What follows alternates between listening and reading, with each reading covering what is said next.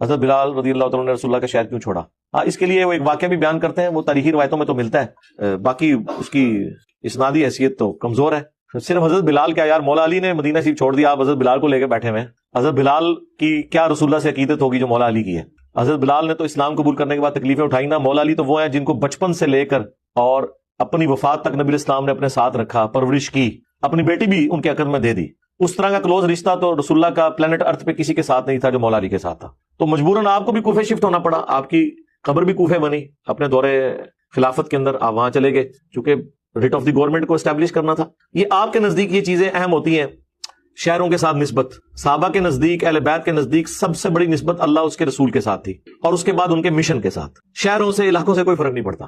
صرف 10,000 صحابہ کی قبریں بمشکل، وہ بھی آپ گن کے نہیں بتا سکتے، یہ ہم اندازاً، وہ تو آثار بھی مکہ مدینے میں ملتی ہیں۔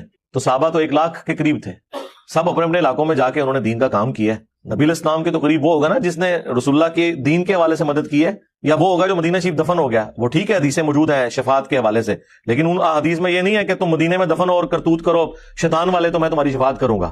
دنیا کے کسی حصے میں بھی آپ مرے، وہاں آپ کی قبر بن جائے، قبر میں تو آپ سے وہی سوالات ہونے ہیں، اور ان سوالات کے جوابات اسی نے دینے ہیں جس نے زندگی اللہ اور اس کے محبوب علیہ السلام کے مطابق گزاری ہوگی، چاہے مکے میں گزاری ہے، چاہے مدینے میں گزاری ہے، تو چاہے وہ کسی انڈیا کے شہر میں گزاری ہے یا یورپ اور امریکہ کے شہر میں گزاری ہے۔